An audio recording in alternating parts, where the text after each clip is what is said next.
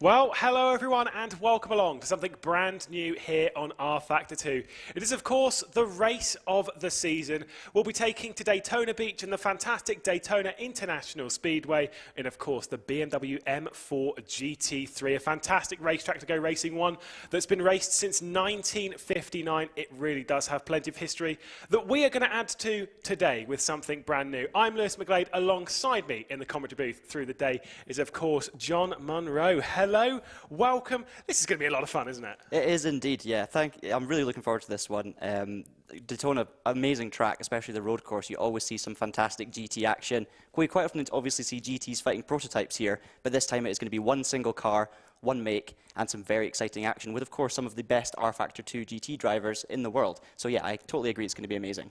Yeah, it's always something special to go racing around a historic venue. We always speak of going to the likes of Spa, of Monza, of Silverstone. Daytona is one of those as well. You know, typically we classify it as the beginning of a race season. You know, particularly in the world of motorsport, when they go racing here in the 24 and of course with the 500 and such. It's a brilliant venue for its history in that sense. For us, though, in this sense, it's more of an end of the season in our sense, and you know we're coming to the close of a season of competition in rFactor 2 on the competitive side of things.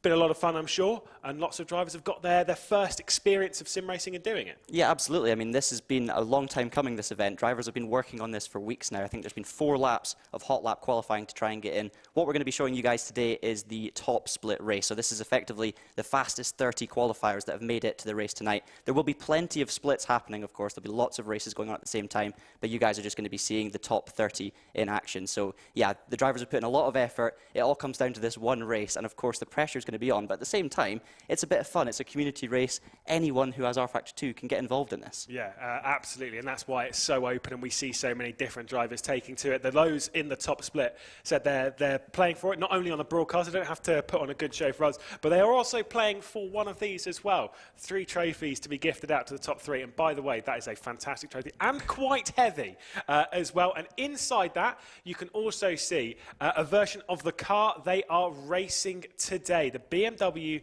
M4 GT3. It really is an absolute beast. It is, absolutely. And I know the car obviously itself splits opinions in terms of the looks, but the more I get used to it, the more I love it. And I think this trophy is very, very cool. So people will definitely want to get their hands on that. It's going to be tough. Obviously, we have potential for pit stops in this race today, so there's going to be a lot of strategy involved as well. The car is obviously fairly new as well, so drivers are still getting used to how the tyres are going to react over a long distance and stuff like that. But yeah, I think it's going to be phenomenal. I really don't know how to call it either and who's going to win. It's going to be chaos throughout, but yeah, very much excited about it. We're going to be in for a lot of fun, I'm sure. Let's take a look at the car that we are racing in, though, across this day. It's the BMW M4 GT3, a car that's only recently been homologated for racing action. It was, of course, first shown off and first really taken to the racetrack back in 2021. It joined the rFactor 2 platform on the 7th of February earlier this year. You can see there a 3-litre turbocharged inline 6. Fairly hefty on the old weight side of things, but this car is very predictable and comfortable to drive. It's why a lot of drivers would tend to favour a vehicle like this. More of a, it's a front-engined car. It's a bit more on the nose. 120-litre fuel tank. We'll be speaking of that when we come racing today, because we're halving that to just 60 litres, forcing pit stops through the midpoint of the race.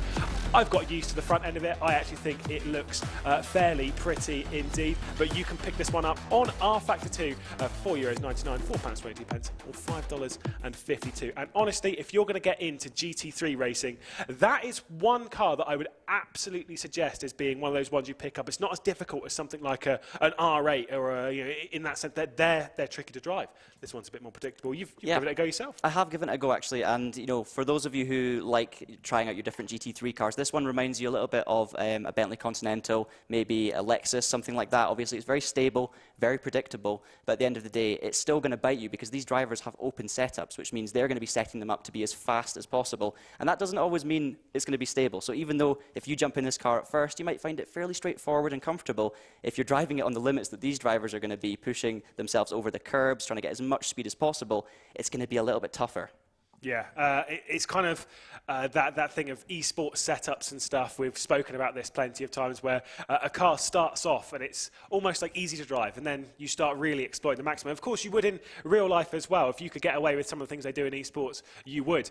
This, though, is not necessarily an esports event, though. We're talking very much of the community. Whilst we've got on rFactor 2 the plenty of esports competitions, the Formula Pro and Challenge, the GT Pro and Challenge, the Le Mans Virtual Series and Le Mans Virtual Cup.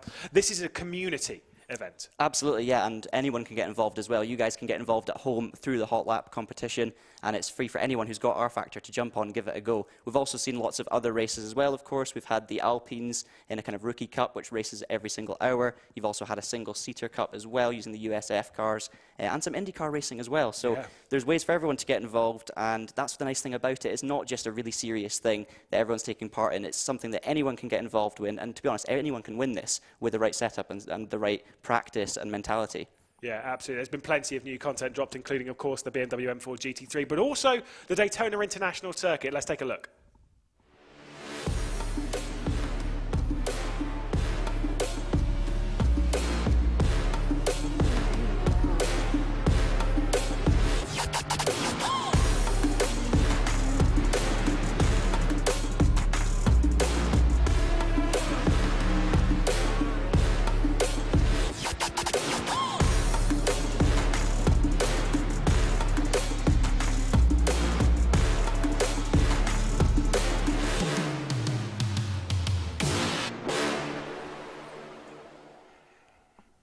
And you can see there just the amount of racing that you can get around the Daytona International Speedway, of course, across the layouts, the oval itself, and the spec road course that we usually go racing on. For me, I'll say this, I'm honest, I don't like rovals, you know, when they have an inner loop.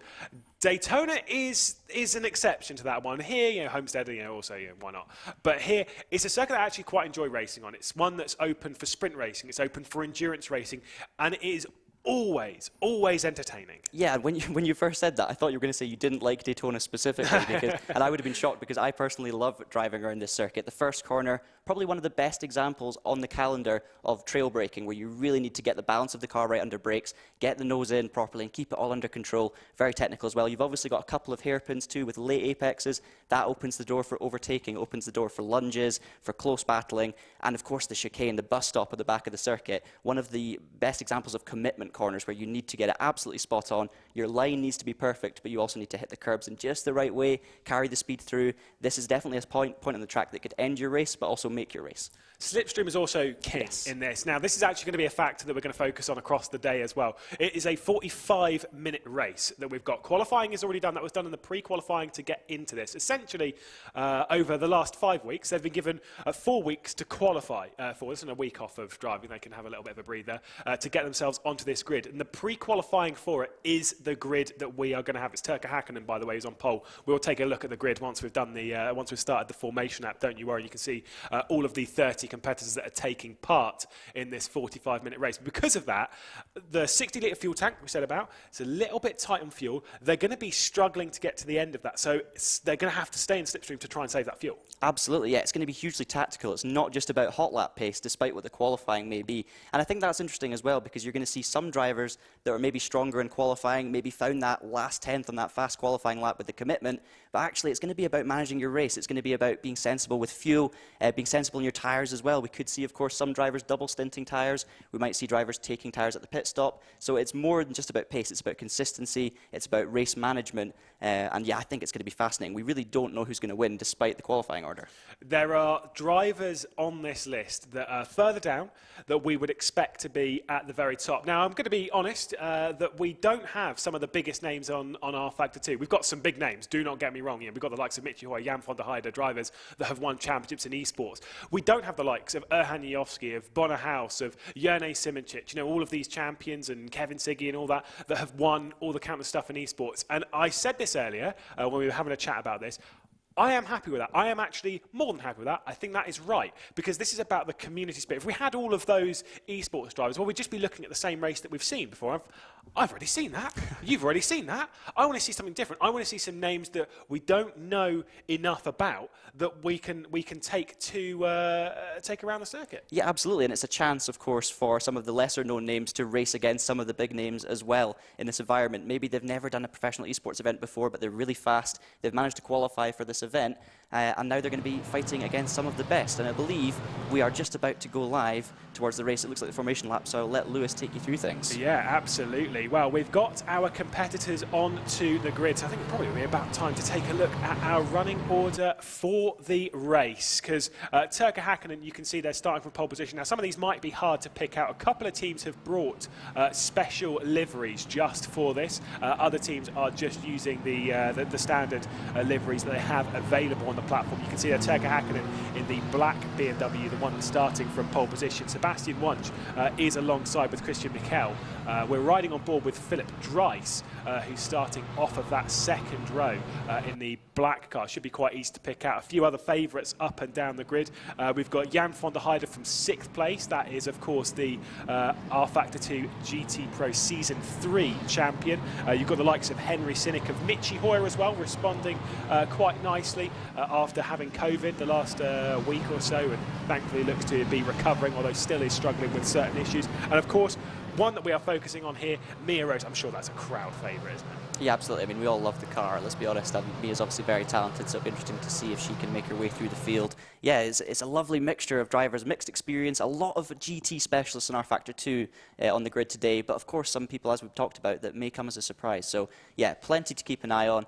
We'll have to wait and see some. Of course, we're not 100% sure on exactly which drivers have actually decided to join us today, but we are expecting, at least 28, 29 of the top 30 drivers to be there. So if you manage to slip in from the second split into the top one, then this is an exciting opportunity to make a mark on a big platform. Yeah, there are a couple of drivers that we will see on this. This has happened, of course, in GT Challenge as well, and Formula Challenge, that we're running on the competition system, as well as the Le Mans Virtual Cup, where just because we're talking of the top 30, they're not the only people that have pre-qualified for this. There are splits below this that we won't see racing, but they are racing at the same time. So like I say, other teams have split. And now I'm not going to ask you for a prediction of race victory, because I think that is unfair on a grid like this. But what do you think we're expecting down into turn 1 and over that first lap? Honestly, given the quality of the field, I am expecting a really good, clean race into turn 1. I wouldn't be surprised if there is at least 1 or 2 little incidents, maybe bits of contact. We might see a spinner, but honestly, I'm just very excited to see us get underway here. I think especially at the front of the field, we're going to see some very close action, maybe some squeezing, but hopefully nothing too bad. Well, let's take a look then as we run off of NASCAR 4 and begin in the rFactor 2 race of the season. The very first time we've done this, we will take to Daytona Beach and the 5.7 kilometres a second. That is a terrible start though for Sebastian Wunsch, who's just trying to get in line. It's like a Daytona 500 start as he's dropped back from the front row right onto the nose of Philip Dries, who we're riding on board with. Matty Krupi's going around the outside. There's a big dive though, massive from Sebastian Wunsch. That's just a little bit of contact down into turn 1. Clear though for Turka Häkkinen, who's leading down into the international horseshoe. All well and clear. Wunsch, Krupi, Dries. Losing out a little bit there was Dries. Yeah, it was very, very tight into turn 1, a bit of contact, but both drivers did very well to hold on to the cars. We now head down to the dogleg for the first time. It's a great start, though, for Sebastian Wunsch.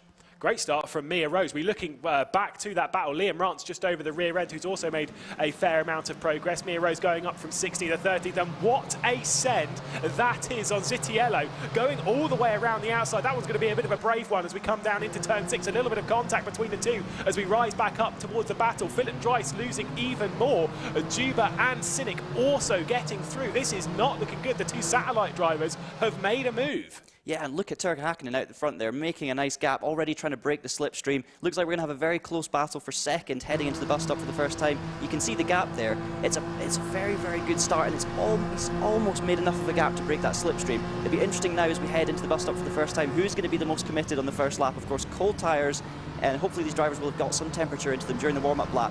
Track limits are going to be key through this section. A little bit scary from Wunsch there, but he managed to hold on to it. But yeah, heading to the end of the first lap, I think Turka Häkkinen's going to be very satisfied. I think he's lost a little bit of time there. The pre-qualifying, there was hundredths between Turka Häkkinen and Sebastian Wunsch. Once we get into the race, though, that's a very different style of play. Turka Häkkinen well-versed with racing on the rFactor 2 platform when it comes to esports competition. We're on board with Mattia Krupi, got right into it down into into turn one. Going to do it once again, this time to the inside of Sebastian Wunsch. Got to be careful of that grass. There's going to be a little bit of contact here. See you, Sebastian Wunsch might well be able to rejoin, just losing the single position to Mattia Krupi. Now, I know that there's not really going to be any race direction or any penalties and stuff, but come on, mate, that was a little bit too much down into turn one, don't you think? Yeah, it's a very tricky corner to get the car slowed down. I don't think there was any intention there, but you can see the car begin to slide out wide, a little bit of contact. I have to say, an incredible save from Sebastian Wunsch there to hold onto the car. He's got all the work to do again, but it looks like these top 2, 3 are really battling hard in the opening laps.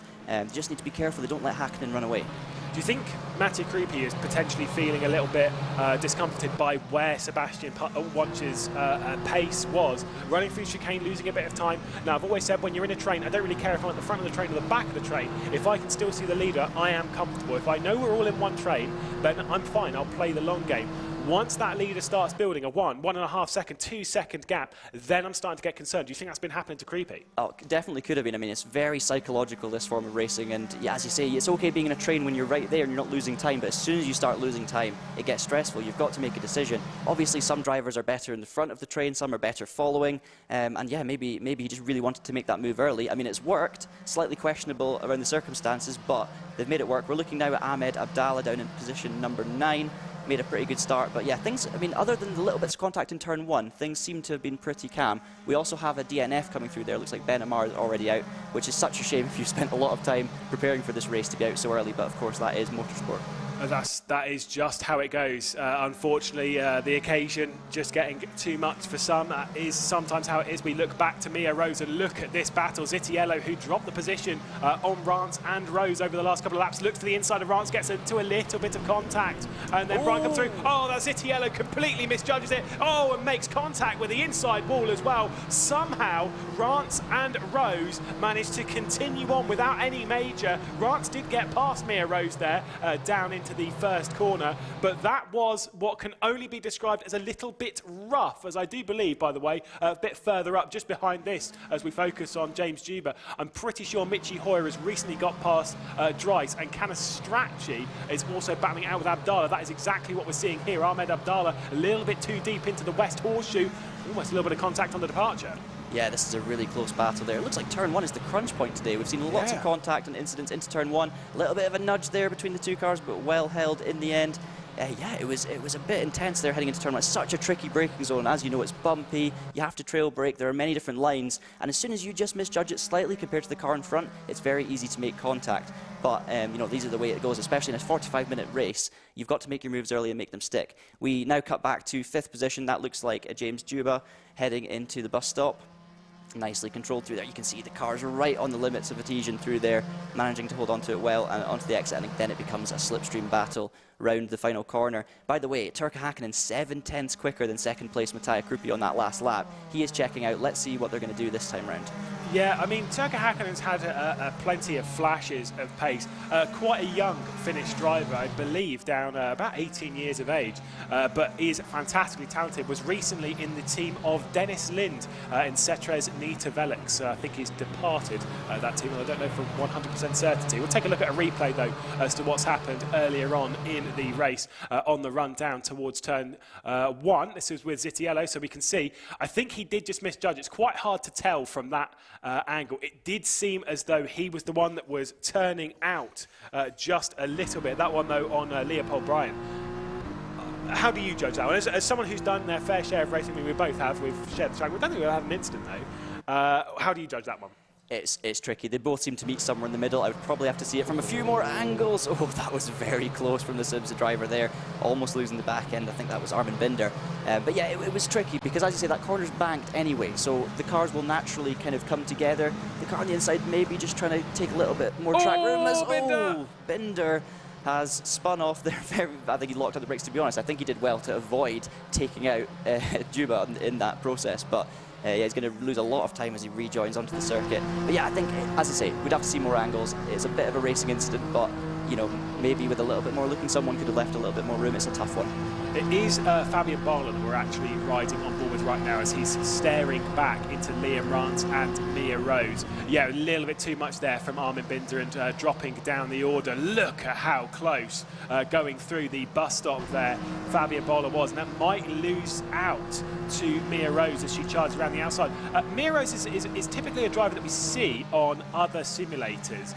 Not so much on rFactor 2, although she did race in the Le Mans Virtual Cup. And to be perfectly honest, did better than I was expecting, like genuinely, knowing that she's more of a specialist elsewhere, absolutely battle with plenty of big names on the rFactor 2 platform, because that series did have a few good ones. Now to the outside of turn 1 on Liam Rance. This one might not work, but might go for the cutback and get it down the inside of the International Horseshoe. A little bit leery on the exit of turn 1 there.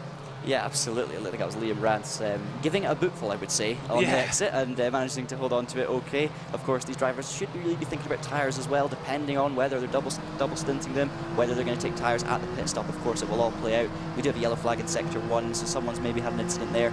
Yeah, Mia Rose, she obviously adapts very well from one sim to another, which is not an easy feat, as you know, Lewis. To be at this level on multiple different sims is something that takes a lot of effort, a lot of commitment, but obviously, most importantly, a lot of talent. And yeah, she's doing a fantastic job to be kind of in the top half in this very competitive field, it has to be said. Yeah, James Juba there getting a little bit dicey on the exit of 6 into NASCAR 1 and 2. I mean, you're a driver that's raced over a couple of simulators, of course, beginning life on rFactor 1. Racing, I mean, you've raced your fair share of simulators. I mean, you'll know more about the transition more so than I.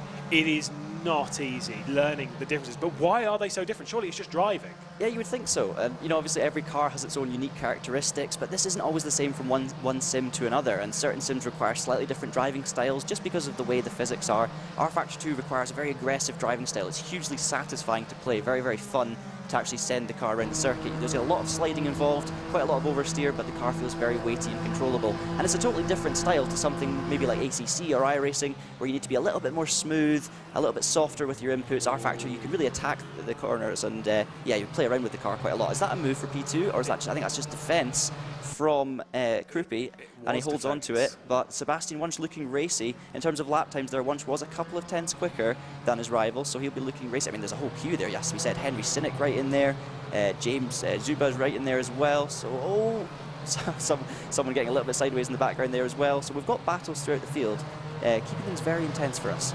Matt Clipp will be very happy, team manager, of course, of VRS Satellite. We were catching up with him through various times at the Le Mans Virtual Cup, and of course, the Le Mans Virtual, where Satellite actually had a car themselves in the Corvette C8R. Liam Rance getting very close to the rear end of Mia Rose there, going into the West Horseshoe, whilst his teammates are battling a bit further up. Of course, Henry Sinnock and James Juba are both drivers inside the VRS Satellite team, and they are battling for that second place. I mean, could see two of these lovely, lovely trophies taking their way to that team, but there is a very long way. We are only 10 minutes into this race. Yeah, I think the worst position to finish in this race would probably be fourth, because knowing you just missed out on one of these gorgeous trophies, it would hurt a lot. We're just riding on board now with Liam Rance, heading into the bus stop chicane. You've got to watch the curbs here, as we just unfortunately cut away before the chicane. Back to Sebastian Wunsch. But yeah, what I was going to say about the chicane, the first curb on entry as you turn left is lethal. You've got to commit to the corner, because of course that allows you to straight line it as much as possible. But if you get the wheels in slightly the wrong position on that first curb, it can send you off into a spin, and probably a big accident is going to lose you a load of time. So it's all a balance of commitment and how much you want to actually attack there. Of course, we do need to think about track limits, as Rance obviously pulls out of the slipstream, looking to the outside of Mia Rose now, heading through towards the first corner. They're going to go side by side now into the difficult braking zone. Two different lines here.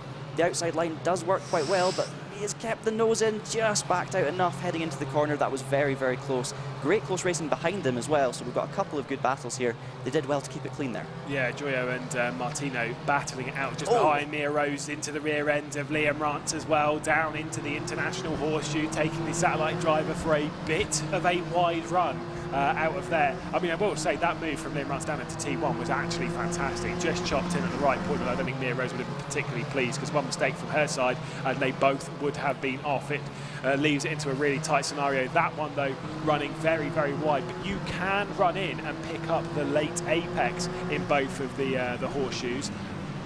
But it's just, you've got to be brave to do it. Let's put it that way. Yeah, the qualifying lap, you can definitely run in and go for the late apex, but in a racing situation, you're essentially leaving the door open for the car behind to have a go, and it's, of course, fair game at that point, as long as you can get far enough along the inside.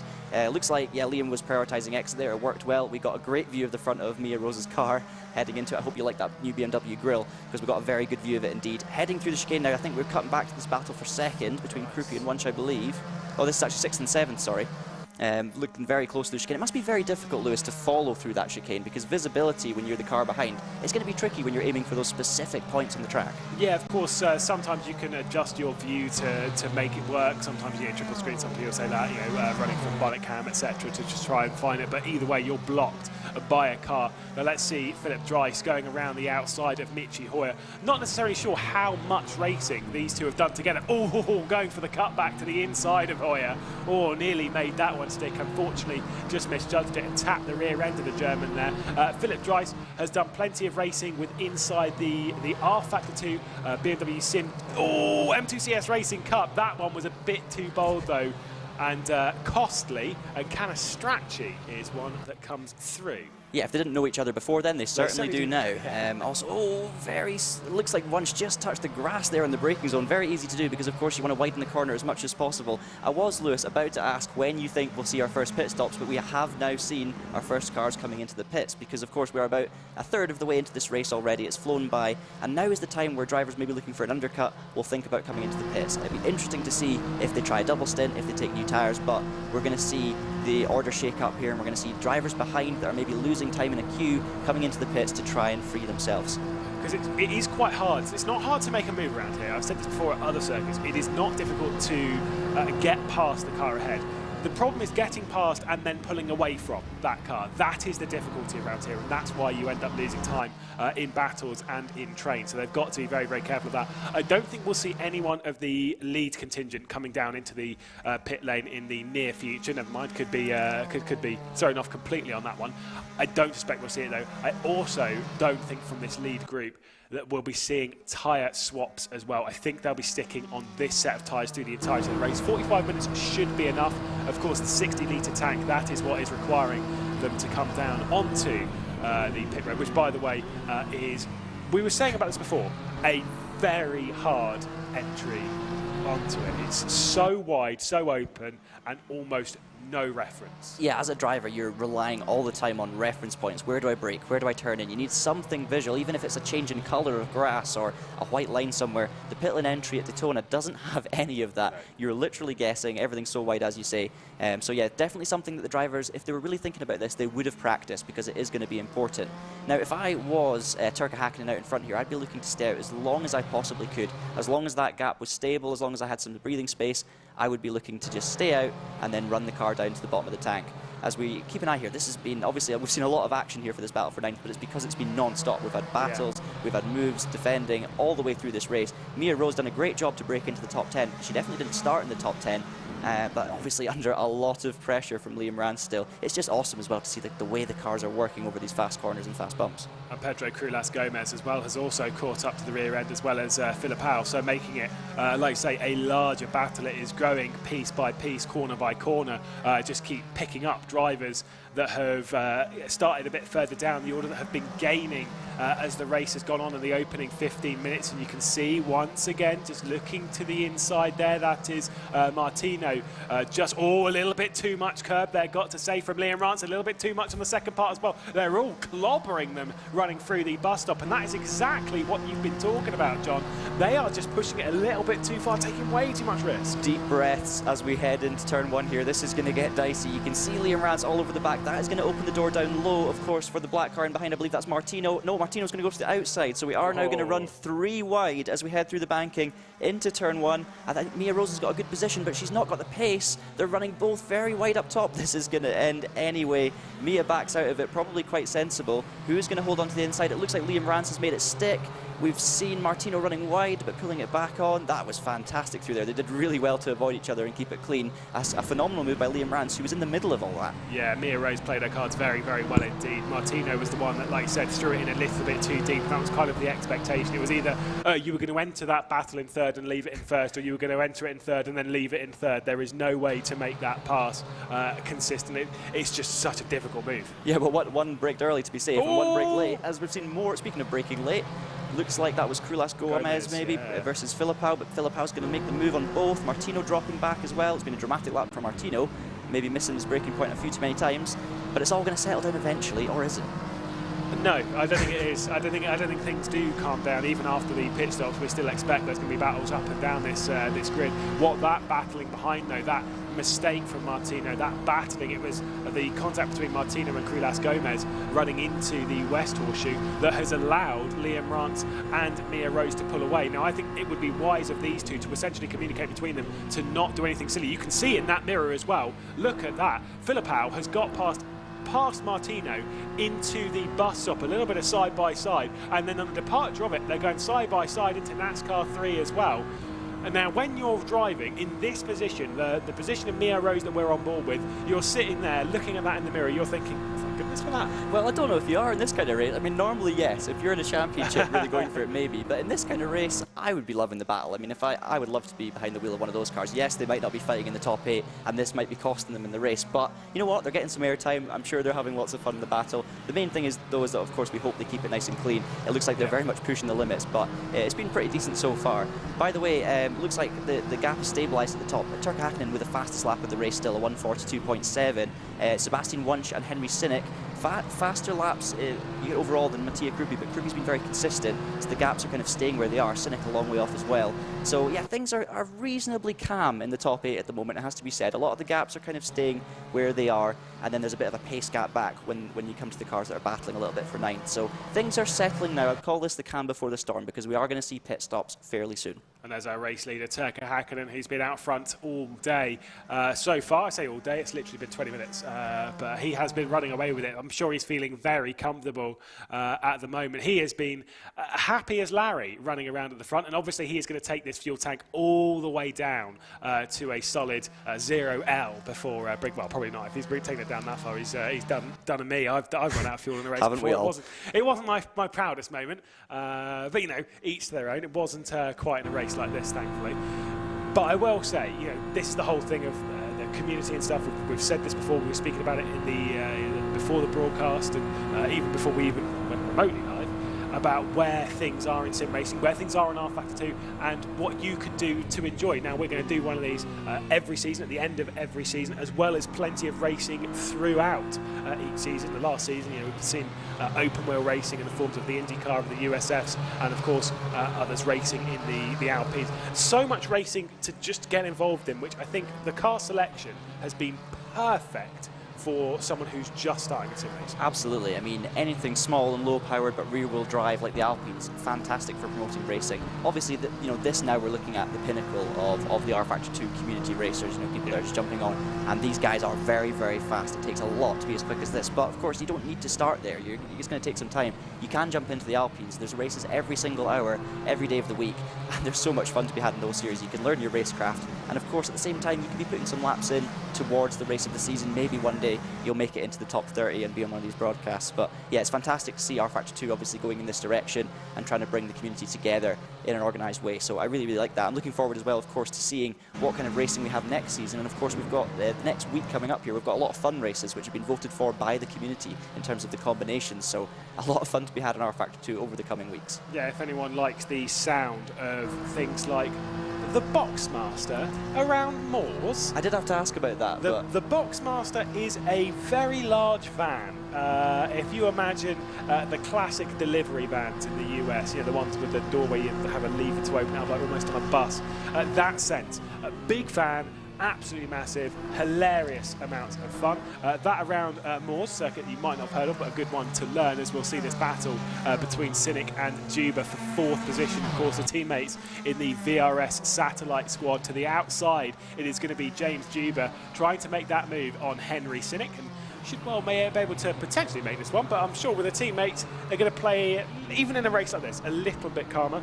Other races as well, we're taking the McLaren at 720 around Spa, as well as, and to be fair, this one is almost my favourite sound, and we're going to Zandvoort, which isn't necessarily my favourite circuit, but in the MP4 13, the 1998 Formula 1 car, which, by the way, sounds fantastic. Are you up for a race in that, Lewis? Yeah, I think we should give it a go for old time's sake. Yeah, absolutely. I have been keeping an eye on this battle, actually, because in the timing screens, these two have been getting closer and closer together. Juba on the last lap, 10th slower than Cynic, but they've obviously been running very close nose to tail like this. I wonder if they're working together or they're just trying to have a bit of fun. I'm sure it's a bit of both, as you say. You know, they'll not be wanting to lose time, they'll be wanting to keep the pressure on. And of course, these guys are the first of the cars not in the podium positions, and they're going to want their hands on the trophy as well. So if I were them, I'd be trying to work together as much as possible, but at the same time, they're going to be having fun. Have fun. Yeah, they've got to have some more fun. Also, they'll be keeping their eye in the mirror and thinking, oh, that's Mitchie Hoyer closing in. Of course, the rFactor 2 GT Challenge champion back in Season 1 when we started esports competition properly on the platform, and he is really closing in very quickly. Clearly, he said that he was using this more of like almost more of a test, something to get himself back into the rhythm of things. What a time for it! Yeah, and he's finding his feet. Yeah, I mean, well, we know how talented he is, obviously, on this platform and on many platforms, but yeah, obviously didn't expect too much from this race, was kind of just going to see how it was going to play out, but then all racing drivers say that, don't they? As soon as you get the theoretical helmet on, of course, in the virtual setting, yeah, things become a bit different. As we can see, the two teammates very close together as they cross the line. We're pretty much halfway through this race now, but these two are at it like it's the final lap. You guys, you are teammates, so just remember that. But they're having a lot of fun, as we say. Just a bit of door banging is absolutely fine. And Juba behind Cynic still remains very late on the brakes. This is a kind of corner you can go for a late apex. You'll see there Juba cutting back and trying to get the undercut, but Cynic a little more controlled, a bit closer to the apex. But yeah, they've got to watch out, as you say, Lewis, because Mitchie Hoyer is not going to hang about, and I'm sure Mitchie's having a lot of fun today, and he's not going to change that. Yeah, I mean, typically these aren't necessarily the cars that you would go door banging in. Normally that's the style of racing that we do, the old touring cars that we've not done for a fair while, mind. But that's obviously the first time we met each other on circuit was in a bit of probably in a bit of fisticuffs on the racetrack. Super touring action, probably. Yeah, although to be fair, most of the time we were racing, you were a bit further up the grid than I was, so you know, fair enough on that one. But yeah, Mitchie Hoyer is really closing in. Of course, typically Mitchie Hoyer is used to either open wheel racing in Formula 2 racing or in endurance racing, be it either in the Virtual Endurance Championship, of course, in the Le Mans Virtual Series, where he was racing for Burst by Colles. Plenty of experience in the very highest level, racing in GT Pro, in Formula Pro. If it is something big on this platform, Mitchie Hoyer has done it, and he has seen a lot in his, I think he said it was 10 years last year, so it must be 11 years of sim racing now. His number typically is the number 10 because of that, and to be honest, I think he's going to be competitive in sim racing for a whole lot longer, but he's got to keep his eyes in the rear end as Daniele Canestracci is going for the move around the outside, going onto the front stretch, but that's a bold one down into turn one. We've seen it work a few times. Not sure we'll see it on this occasion. Yeah, this has been happening the whole time. The slipstream all the way through the banking, a little bit again of door banging, but that was more of a door rub, I would call it. Also, we did have a brief change of position, I believe, for 4th and 5th. Juba got past Cynic, but Cynic's back through again. And as I say, yeah, Mitchie Hoyer holds on against Canestracci into turn 1. That's a great defensive manoeuvre from Mitchie. And of course, if you're watching on the Traxion YouTube channel, which I'm sure you are, you might know Mitchie as well from Traxion Twitch, because he does a lot of streams over there helping people get grips with rFactor 2, and of course there's lots of fun streams over on the Traxion Twitch channel. So I'm sure there'll be a lot of Mitchie fans watching the stream right now. We're seeing a few yellow flags coming out in Sector 3, not sure what that is, but I don't think it'll affect the leaders, because of course the leaders are just heading towards that section just now. And yeah, we're 19 minutes 50 to go. Every driver seems to be playing it in a fairly similar way in terms of the strategy, Lewis. They're all staying out, they're all biding their time, waiting to pit as late as possible to take as little fuel as possible. We have seen a few early pit stops, so it'll be interesting to see how the order shakes out afterwards. As you can see there, we are seeing a few more people in at the moment. That's 3 cars you can see in shot there. I know I saw Fraser pitting beforehand as well. So yeah, it'll be interesting to see how this all plays out. I think that might have been Martino as well, as one of it was indeed, yeah, see down 21st position, one of those drivers entering the pit lane. Wonder if we're approaching the end of what this fuel tank is capable of doing. Of course, typically it's got 120 litres in, which Normally, based on assumptions and guesswork, when it comes to racing in GT3 racing, that fuel tank will typically take you to probably around about an hour and 10 minutes, normally in that sort of vein. So if we split that tank in half, it means we're heading for about half an hour. Now, the fact that we've gone nearly half hour into this race, we are close. And look at that, one of our race leaders has come into the pit lane, Mattia Creepy, into the box and does get it stopped nicely. Don't panic too much, they're not stopping within what would be the NASCAR pit stalls. They aren't required to stop within that boundary. As the drivers come in on their end, there will be a red box in the lane and they stop inside that, and then the service happens. And contact is on in the pit lane. I was going to say, yeah, of course, you need to remember that some people may be used to games where there is no contact in the pits, yes. But with rFactor 2, there most definitely is. And we saw it a few times in Le Mans Virtual Series, of course. Recently, we saw a few pit lane accidents. Lots of drivers jumping from different sims, maybe not familiar with the rFactor 2 contact in the pit lane. This pit lane exit as well, Lewis, very tricky indeed. You're on the pit limiter all the way until the chicane, which Mattia is hitting now, past those green markers. You get off the limiter, but that first corner, it's very, very easy to understeer into that concrete wall. Because you're on the pit limiter, you kind of think you're invincible on the pit limiter. You think you're always going slow enough to avoid everything, do every right? corner. It's not that simple, and we saw it in real life. We might see it in this race, and it looks like Mattia Krupi's come out right behind another BMW, which could, of course, hold him up. That's not what you want when you come out of the pits. No, I think it might be Stefan Podolny who just came out in front, but these two are battling out. I think a bit of traffic as well up ahead, going a lap down, which is not going to make this ideal. Michi Hoy taking an awful lot of the curb, running through the first part of the bus stop. They are surely approaching the pit lane sequence, and when you do so, when you've got traffic ahead of you, I don't know about you, John, but I tend to see a lot of lap traffic and I'm thinking, right, this is my time, I'm coming in now. Absolutely. It's so easy to think you're planning out your race and think, okay, I'm going to stop at this lap, but at the end of the day, instinct always takes hold, and if you are in a big queue, you're feeling held up, you're seeing some back markers. I'm the same as you. I'm jumping straight into the pit lane and getting that stop made. And speaking of jumping into the pit lane, we have our leaders. In fact, all of them are coming in, other than Michi Hoyer, who jumps into the lead. You can see there, Cynic and Juba, the two teammates pitting. You've got Wunsch in the pits, kind of Strachey in the pit lane. We've got Cynic as well. So yeah, everyone's coming in. Michi Hoyer staying out, getting a little bit of glory, leading the race. It'll be interesting to see though if Turkka Hakkinen leads, and of course it'll be interesting to see the other drivers where they come out in relation to the group of leaders now. It's one thing that Michi Hoy's learned from his esports exploits is how to save more fuel than you think is humanly possible. The man has done plenty of it. He's learned from the very best when he's been teamed up with the likes of Jerne Simoncic and, of course, Dennis Jordan, Alex Siebel, the masters of fuel saving on the platform. They definitely know what they're doing, and he has learned the same as well. Sorry, is that Hakkinen behind them, or is he ahead? No, Turkka Hakkinen, I believe, has already left the pit lane, but I'm not 100% sure. I think you might be right. My apologies. I thought I spotted Turkka Hakkinen there in the background, thinking he's lost the lead in the pit stops. But I think you're right. No, that's a different car. So my mistake. No, I think Hakkinen's right. Also, he's just in a complete dominant position and also knows what he's doing. The only way that he would lose the lead now is if he changed all tyres, which I do not believe they're doing. At this point, you can see there as they come across the sector splits, the gaps being restored. 26.5 seconds that Michi Hoyer is leading, which of course will come to an end once he's come in for what is effectively a splash and dash to get them towards the end of the race. Let's take a look at the replay, though, to what happened to Dean Baker. All very similar to what we saw from Zitiello, only this time he didn't go straight into the barrier. Just a bit of a moment. That's a 7 out of 10 for me. That was a good save. Good save. Not quite the you know, where you slam two pedals down. I'm told it's a 2-foot hack save.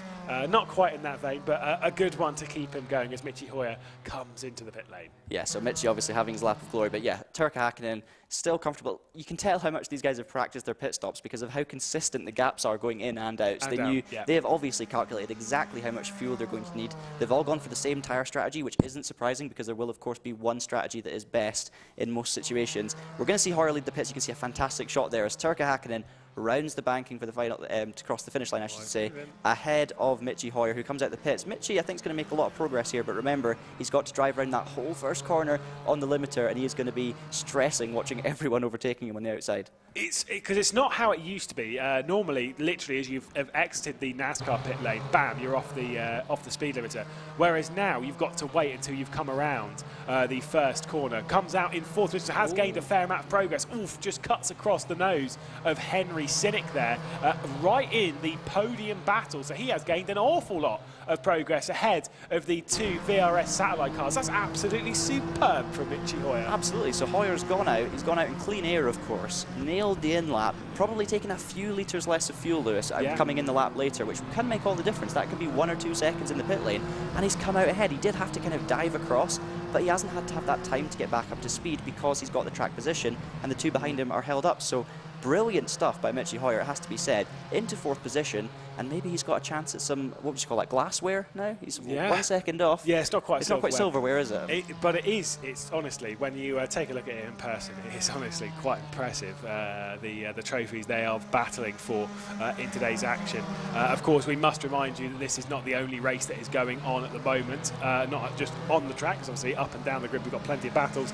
but there are drivers racing in various splits below this one, proving that you can just come along and go racing on this lovely Sunday evening, because let's be honest, why not? Why wouldn't you want to get yourself onto the racetrack, especially after some of the racing action that we've seen throughout the day? But for Michi Hoyer, that strategy, that is experience. That really is experience and knowledge, because typically in a race like this, you're not going to have a race engineer, you know, balancing all the numbers for you like you would do in a proper endurance race. I know he's had the likes of Cam Roger and stuff in his ear, guiding him through races the odd occasion when it comes to his strategy. In this, it's just you in the car, just take it through 45 minutes, just give it a go.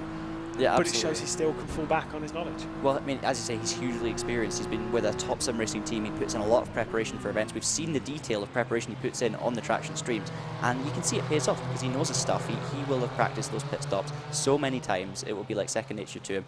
And it's working for him. He's now got a 6/10 gap to try and close on Mattia Krupi, I should say.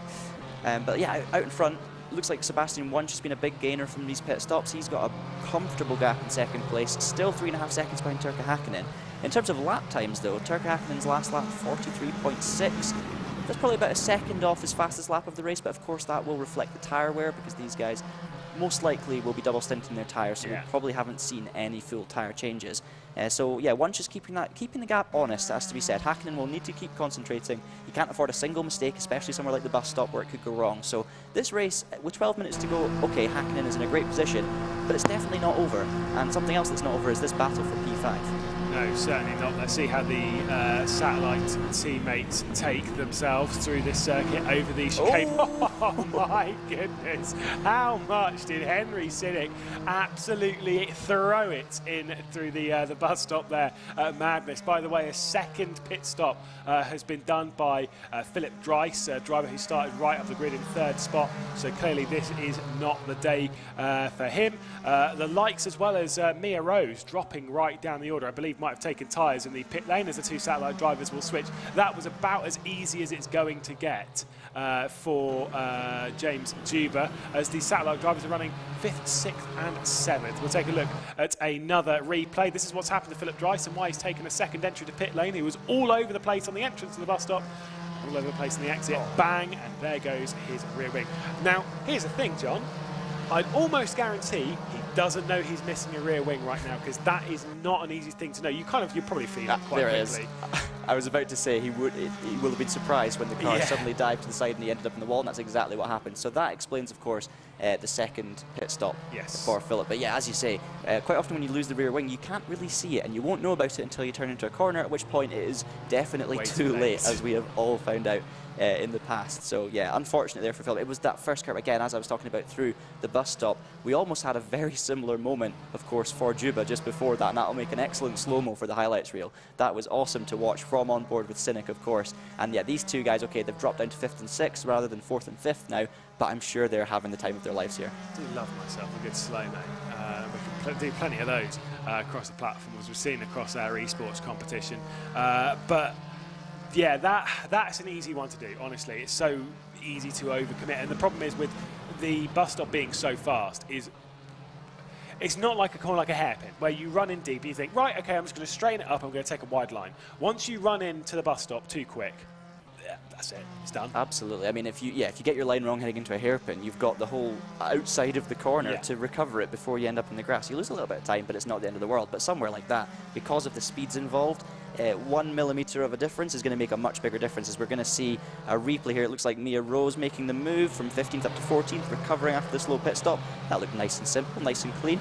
And she's still in a good position, actually. Obviously dropped out of the top 10, but a good recovery nonetheless. And there's still plenty of time to gather that, because my assumption would be that Mia Rose has potentially taken tyres, and i.e. from that should technically be faster than the likes of Gomez, the likes of Joyo, maybe even enough to catch up to Abdallah. I wouldn't even necessarily rule out Cofino as well, who's just inside the top 10, but that might be a bit of a stretch to gain roughly 6, 7, 8 seconds over the next 9 minutes of this race. Although, with it being a lap around here, it's not a long lap. There is plenty of laps to gain that back.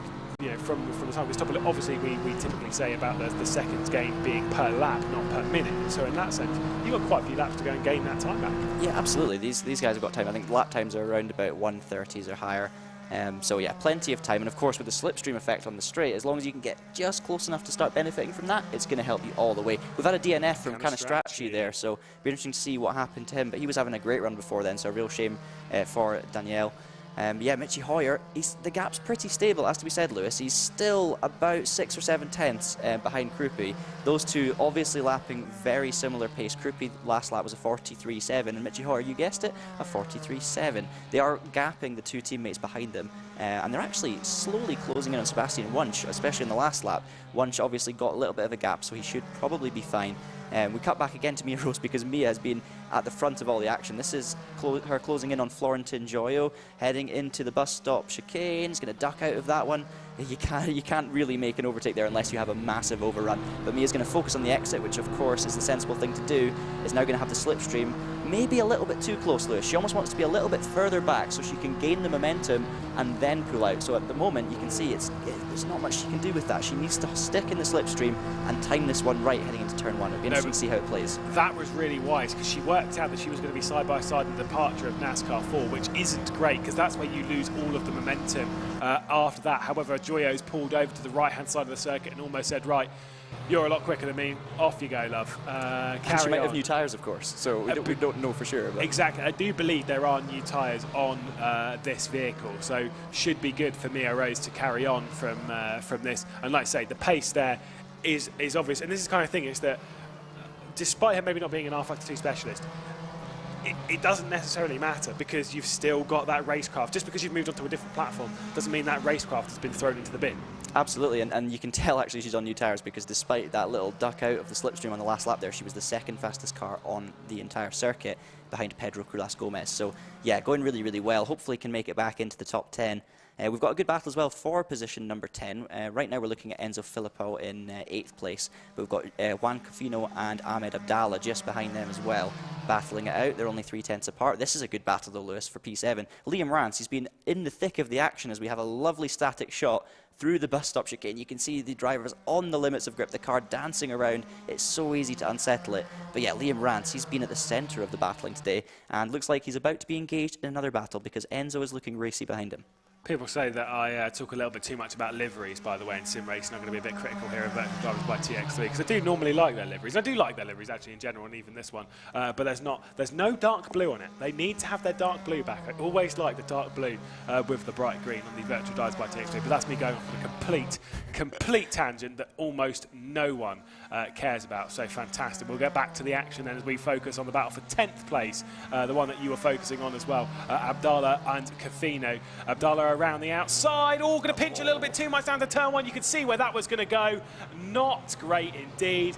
That one was pinched, in my opinion. That was just going in a little bit too much to the apex, and nearly with a poor rejoin in the background. You could see that one from a mile away. That's exactly what I was about to say, Lewis. You could see that one happening a long time before it did. It was just inevitable. And you can almost just see it. The car's body language tells you so much about what's happening. And you can just see when a driver is looking a little bit aggressive, you can tell when an incident's happening based on the body language of the car. We're seeing Abdallah rejoining now. Bit of a misjudgment there, but yeah, he'll live to fight another day. Obviously, here we go. Can he make it around without spinning? You had to say it before we cut to a different angle.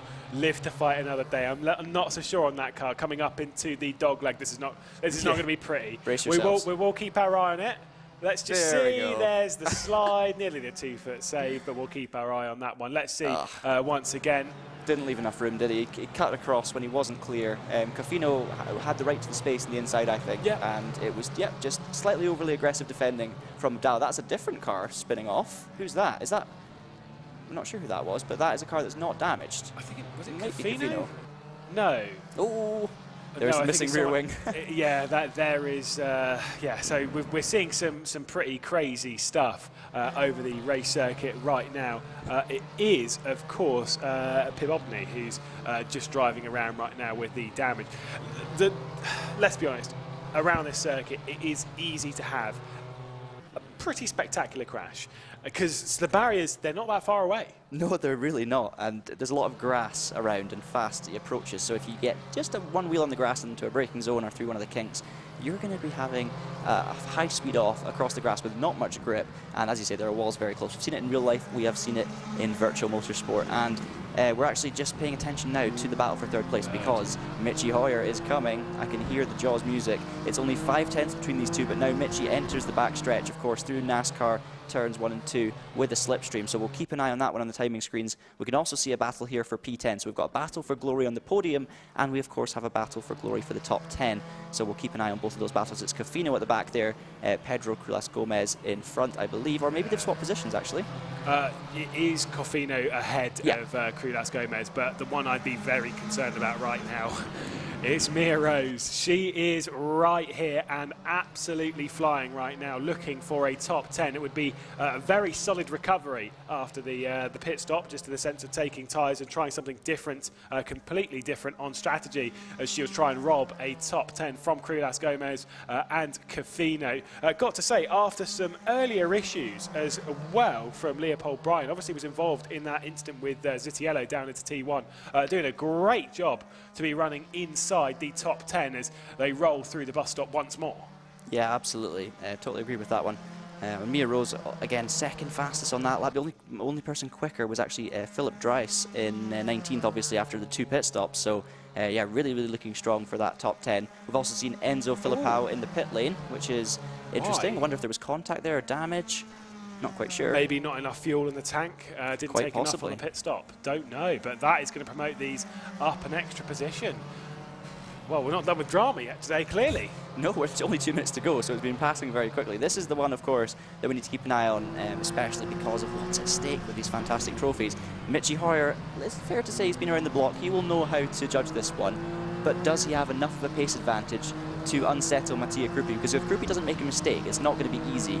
And remember that, you know, Hoyer either has to do this into somewhere like turn 1 with a massive overrun, but on the last lap he won't have that opportunity, so he will need to get it done earlier, or maybe get close enough in a slipstream after the bus stop. So tactically, if I was Hoyer, I'd be trying to work out where my rival's slower than me, where I can try and gain an overrun.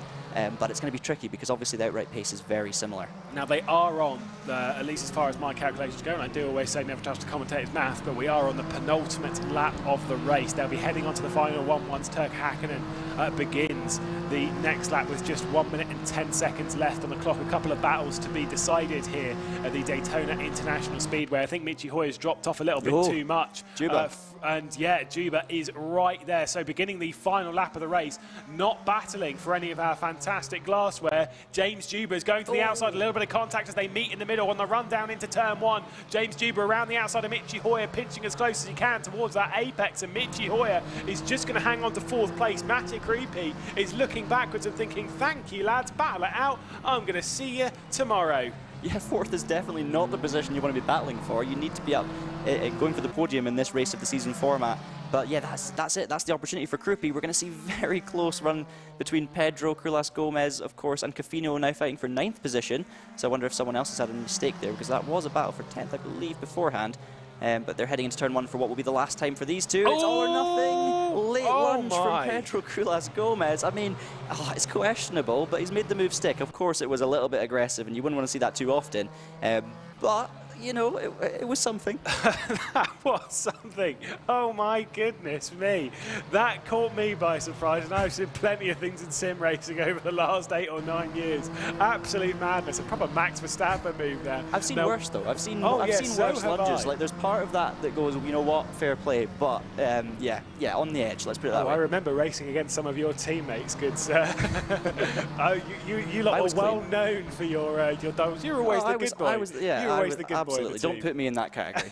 Well, Turkka Häkkinen is coming out of the final corner here at the Daytona International Speedway. And for the very first time on rFactor 2, the race of the season has been run, and it has been won by the super Finn of Turkka Häkkinen across the line. He'll be the first to take one of our fantastic trophies. But just behind him, it's all about Sebastian Wunsch and Mattia Krupi, who just hangs on to take second and third, all courtesy of that battle between Michi Hoyer and James Juba. What has happened to James Juba? Was there potentially a penalty late on? Oh my goodness, there is so much to pick through here. Juba's had an issue, dropped back behind Henry Sinnick as we rejoin Mia Rose. Clearly an issue down into the bus stop that drops her out of the top 10 and very far from it. Yeah, I don't know if we'll be able to catch a replay of that. We'll have to wait and see. You can see 8th place coming across the line there. Brian, a good recovery drive. Yeah, there was action on every single lap. I mean, speaking of action, look at this over the line. Very, very close for P9 between Krulas Gomez and Cofino. Krulas Gomez gets it, and they both make a bit of contact. Do not worry, guys. This is after the finish line, so that won't make a difference. As Mia Rose looks to be... Was she out of fuel there? She was going really slow over the finish line. I doubt she'd be out of fuel, but the fact that she had such little speed... Maybe that's why she cut across the chicane. There is potential in that, because obviously you wouldn't want to scrub off speed if you were already in that sort of situation, so that could possibly be the answer to that question. But clearly there was some drama. Obviously they'll be calling it very, very close on fuel. You don't need to take too much, but when you're running in such a tight tank, every litre makes a difference, and the difference between that would genuinely be in the region of 1 or 2 litres. It's always going to be very, very tight, of course, but that's how racing goes. It always is, just incredibly tight. Yeah, absolutely. And we saw great racing throughout there. Every single lap there was action. Of course, there was a lot of contact, but there were some really good moves in that as well, some clean action. And I think the main thing from this kind of race, the drivers will have had a blast out there. You know, I think there will have been a lot of enjoyment had by the majority of that field. Well, Turkka Häkkinen dominant though. Obviously topped our pre-qualifying, but it wasn't by an amazing margin, just a couple of hundredths of a second realistically at the front over Wunsch. Now, where does that level of domination come from? Because I will say, as the race ran on, to be perfectly honest, I don't know about you, John, but that gap between Turkka Häkkinen and Wunsch didn't really come down too much. It was sort of hovering around the 3.5 to 3.9 second margin. Yeah, absolutely. And it's hard to know, really, if that was Turkka Häkkinen managing the race and being a bit careful, or whether it was Sebastian Wunsch just matching the speed. Because obviously Wunsch had that battle early on. It took a little bit of time to get through to second and settle. So I'm not really sure which one. And honestly, you have to say Turkka Häkkinen obviously set the pole position time. But I was saying at the start, you know, I'm not 100% convinced that Turkka Häkkinen, just because he set pole on a track like this, which requires so much commitment, that didn't mean he was going to run away with the victory, right? Because it could have meant that he'd maybe nailed one particular lap with lots of commitment over the chicane. But he just checked out. He was so consistent. He was pretty much the fastest car. I believe he may have had one of the fastest laps of the race. I think a second fastest lap of the race. Yeah. And yeah, obviously proved his ability. He managed to carry it over from qualifying into the race, and obviously Sebastian Wunsch kept him close, but Turkka Häkkinen had it covered. Like I say, for such a young driver to have such a dominant race, it really is, honestly, fantastic. We know what he's like. We know what he can achieve. Has raced in rFactor 2 in GT competition, more so in GT Challenge. Has done a season of GT Pro as well, so knows what he's doing on the racetrack and very clearly showed it right there. Let's take a look at the results from the race, though, so we can see your final finishes for the evening's racing. Turkka Häkkinen taking that victory over Sebastian Wunsch and Mattia Krupi. Those three will be taking home some of our, again, we typically call it silverware, but on this occasion it definitely is glassware, and it is very heavy, by the way, so be careful with them. They are glass. Michi Hoyer and Henry Sinnick round out the top 5 with James Juba, Liam Rance, Leopold Bryan, and then Pedro Krulas Gomez. Juan Cofino round out the top 10. Florentin Joyo and then Ferraris, who was one of our drivers that started right the way down the order, moved up inside the top 10. Philippau, Mia Rose, like I said, potentially some fuel that was departing that vehicle later on in the race. He didn't have enough to reach the end. Luca Martino, Fabian Bala, Jonathan Fraser, and then Pidovny, with Philip Dryce, who started right up there in 3rd position. Lamar down there in 20th as well. It's a bit of a shame for Dryce as well, with a couple of pit stops. Of course, that major crash. Price Racing, nice one. Dean Baker as well with Ahmed Abdallah. Daniele Canestracci, these are all retirements from the race, obviously through their various issues. Matteo Dentella Armin Binder for the Simsa Esports, one of the two Simsa Esports drivers that we were seeing out on the racetrack. Then Gridello, Salvatore Zittiello. What a crash that was coming down into turn 1. Masab Ben Amar as well. Our 29 drivers that took to it. I'm going to say, I think it was very entertaining. Absolutely agree, yeah. I'm really looking forward to what's to come in race of the season as well, because obviously this has set the scene now. We know how good the racing can be, we know how talented the drivers can be, and on the whole, they kept it pretty clean. So very much looking forward to seeing what the next race of the season is going to bring in about 6 weeks' time or so. Yeah. Plenty of racing before then, Lewis, but yeah, it's been a fantastic and successful start to this particular type of racing. And if you want to know when all of the racing is going to continue, of course, you can follow us on rFactor 2 and Traxion as well, all the social medias all over the place. I mean, I would list all of them, but I'm far too old to remember what all of them are. Of course, Twitter, Facebook, and all that lot. Instagram, is that a thing? I think it's still a thing. Cool. Yeah. LinkedIn? Snap, I can't remember. Of course. Announcements should be coming towards the 24th of this month to see what is coming up. But remember as well, there is also other racing. We'll be taking essentially a week off of the proper racing to do a bit of a fun week, which was a community vote. It's the Boxmaster around Moors, the 720 around Spa, and the MP4 13, the 1998 McLaren that will be taking around Zandvoort as well.